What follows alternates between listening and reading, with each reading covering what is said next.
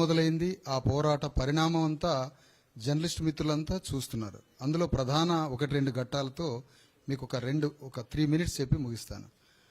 ఆ వెలుగుమట్ల భూబాధితుల యొక్క ఇండ్ల మీద కర్కశంగా రాష్ట్ర ప్రభుత్వం కలెక్టర్ ద్వారా విధ్వంసం చేసి ఇండ్ల నేలమట్టం చేసిన తర్వాత ఆ విషయాన్ని ప్రపంచం బయటికి వచ్చి ఆ విషయానికి కొనసాగింపుగా జరిగిన అన్యాయం పట్ల రకరకాల సంఘాలు, రకరకాల వేదికలు పోరాడుతూ ప్రశ్నిస్తున్న క్రమంలో ఆ యుద్ధం మరింత స్పష్టంగా ప్రభుత్వం మీద ఎక్కుపెట్టి దాని యుద్ధం ప్రభుత్వం దిగివచ్చి మెడలుంచి పనయ్యేంత వరకు అక్కడ జాగృతి సంఘం, జాగృతి వేదిక కవిత గారి నాయకత్వంలో, తర్వాత బీసీ ఎస్సీ ఎస్టీ జేఏసీ, ధర్మ సమాజ్ పార్టీ సంయుక్తంగా ఒక భారీ ఆందోళన, పోరాటం, ఒక మహాధర్నా, ఆ తర్వాత నిరాహార దీక్ష, వీటన్నిటి క్రమంలో ప్రభుత్వం దిగి వచ్చి మొత్తానికి అక్కడ 400 దాదాపు 11-12 మందికి, మరి అందులో 300 మందికి సేమ్ ప్లేస్లో స్థలాలు, ఇండ్లు కట్టిస్తామనడం 75 గజాల్లో, మరొక 111 మందికి బయట ఎక్కడో వారు ఉన్న గ్రామాల్లో స్థలాలు ఇస్తామన్న దాకా వచ్చి ఆ డిస్ట్రిబ్యూషన్ కూడా జరుగుతున్నట్టుగా తెలుస్తూ ఉంది. ఇక్కడ మేము కోరేది ఏంటంటే 746, 750 మంది ఆ భూదాన భూమిలో నివాసాలు ఏర్పాటు చేసుకున్నారు. అసలు 1500 మంది ఉన్నారు, పోనీ అక్కడికి మేము వెళ్ళట్లే, 750 వరకు మాట్లాడుకుంటే అందులో వాళ్ళు ఇచ్చినటువంటిది కేవలం 411 మంది మాత్రమే. ఇంకా 350 పైన అక్కడ బాధితులకి న్యాయం జరగాలి. జరిగిన న్యాయం కూడా అసంతృప్తిగా, అసంపూర్ణంగా జరిగింది. అందులో 75 గజాలకే పరిమితం చేశారు.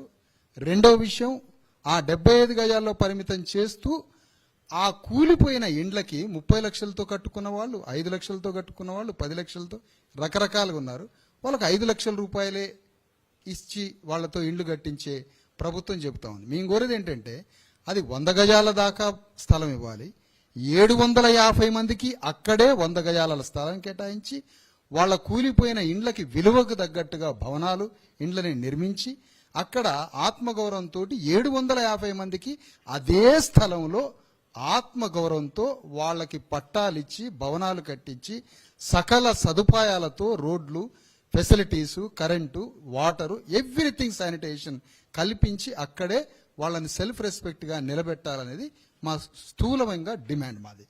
ఆ డిమాండ్ క్రమంలో ప్రభుత్వం తత్తరపాటుతో, తొందరపాటుతో, సమన్వయం లేకుండా, పారదర్శకత లేకుండా, ఏదేదో ఇలాంటి సమన్వయం లేకుండా, డిస్ట్రిబ్యూషను, ఫెయిర్ ట్రీట్మెంట్ లేకుండా వాళ్ళకి ఆ విధంగా 300 మందికే ఇవ్వడం, 100 మందికి ఎక్కడెక్కడో వేరే వేరే గ్రామాల్లో ఇవ్వడం, పని చేసుకోవడానికి తమ స్వగ్రామాలను వదిలిపెట్టి ఖమ్మంలో స్థిరపడి పిల్లల్ని స్కూల్లో చేర్పించిన వాళ్ళకి వాళ్ళ ఇండ్లు కూలగొట్టి వాళ్ళ స్వగ్రామంలో మళ్ళీ స్థలం ఇవ్వడం ఏంటి? ఎంత అసంబద్ధమైన విషయం. పోనీ ఆ 300 మందికి 75 గజాలే ఇవ్వడం ఏంటి? కూలిపోయిన 30 లక్షలు కట్టుకున్న ఇంటికి 5 లక్షల రూపాయలు ఇస్తామనడం ఏంటి? ఇది మొత్తం డిసెంబర్ 9వ తారీఖు ఇస్తే ఈలోపు వీళ్ళ బ్రతుకు తెరువు ఏంటి? వీళ్ళ తిండి ఏంటి? వీళ్ళ పని ఏంటి? వీళ్ళు ఎక్కడ ఉండాలి? ఎక్కడ బతకాలి? ఖమ్మంలో వాళ్ళ షెల్టర్స్ని ఖాళీ చేయించారు. ఈ 700 కుటుంబాలు ఎక్కడ ఉండాలి? ఈ క్వశ్చన్ అందరూ ఆలోచించాలి.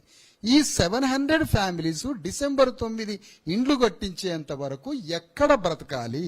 వాళ్ళ పిల్లలు ఎక్కడ చదవాలి? వాళ్ళ తిండి, బట్ట, ఆరోగ్యం, నివాసం ఎక్కడా? దీని పట్ల గవర్నమెంట్ ఇంతవరకు క్లారిటీ లేదు. ఇది ఎంత అన్యాయం. ఒక కలెక్టర్కి ఈ మాత్రం ట్రాన్స్పరెన్సీ, హ్యూమన్ కైండ్ లేకపోతే 700 కుటుంబాలు ఎట్లా బ్రతుకుతాయి? ఇది ప్రధానమైన విషయం. తర్వాత ఈ 20 రోజుల నుంచి వాళ్ళ లైవ్లీహుడ్ ఏంటి? ఎక్కడ బతికారు? ఎక్కడున్నారు? దాని కాంపెన్సేషను, ఇళ్లు కట్టించేంత వరకు కాంపెన్సేషను, మొత్తంగా ఇది మెట్లు దిగి ప్రభుత్వం ఈ మాత్రం చేసింది ఓకే, బాగానే ఉంది.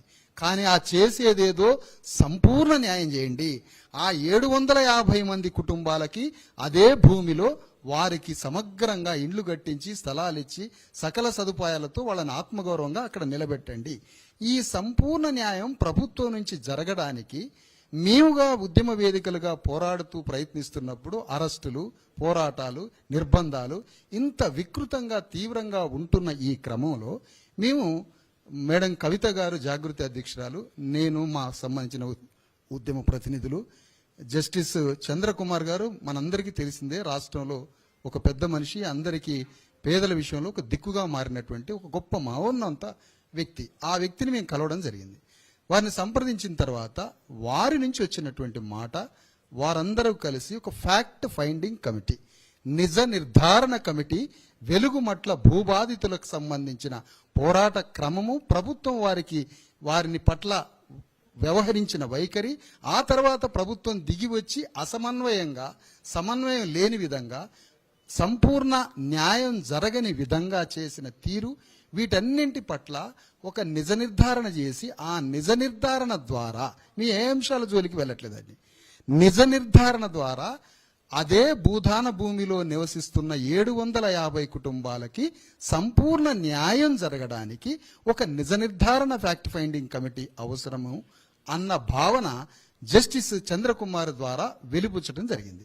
దాని క్రమంలోనే వారు ఒక 10, 11, 12 మందిగా ఒక కమిటీ బృందంగా ఏర్పడి, అది రేపు ఖమ్మం వెళ్ళడానికి, రేపు ఉదయానికి ఖమ్మం వెళ్ళి భూబాధితుల్ని కలవడం, ఏ భూమిలో ఇళ్లు కూలగొట్టారో ఆ భూమికి వెళ్ళడం, ఇదంతా ఒక డెమోక్రాటిక్ కాన్స్టిట్యూషన్ వేలో, ఒక పీస్ఫుల్ మెథడ్లో, ఒక ఉన్నతమైనటువంటి హైకోర్టు జడ్జి, రిటైర్డ్ జడ్జి, మానవ హక్కుల కోసం దశాబ్దాలుగా తపలు పడుతున్నటువంటి ఒక మహాన్ వ్యక్తి ఆధ్వర్యంలో డెమోక్రటిక్ వేలో ల్యాండ్ దగ్గరికి వెళ్తుంది, డెమోక్రటిక్ వేలో విక్టిమ్స్ దగ్గరికి వెళ్తుంది, డెమోక్రటిక్ వేలో ఎగ్జిక్యూటివ్ అధికారులను కలుస్తూ ఉంది, బాధితులను కలుస్తూ ఉంది, డిఫరెంట్ డిపార్ట్మెంట్స్ని కలుస్తూ ఉంది.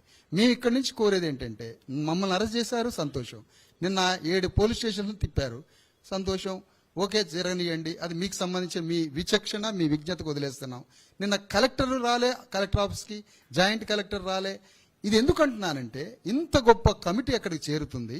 ఈ కమిటీకి ప్రభుత్వం 100% అన్ని రకాలుగా, వీరు నిజ నిర్ధారణ కమిటీ, ఇది న్యూట్రల్, ఇందులో మా ఆర్గనైజేషన్ మెంబర్స్ లేరు, ఏ ఆర్గనైజేషన్కి సంబంధించిన బయాస్గా, పక్షపాతంగా ఎవరు లేరు. ఒక న్యూట్రల్ ప్రొఫెసర్లు, జ్యుడిషియరీకి సంబంధించిన వారు, లీగల్ ఎక్స్పర్ట్స్, స్వచ్ఛంద సంస్థలు, జర్నలిస్ట్ బృందాలు ఇందులో ఉన్నాయి.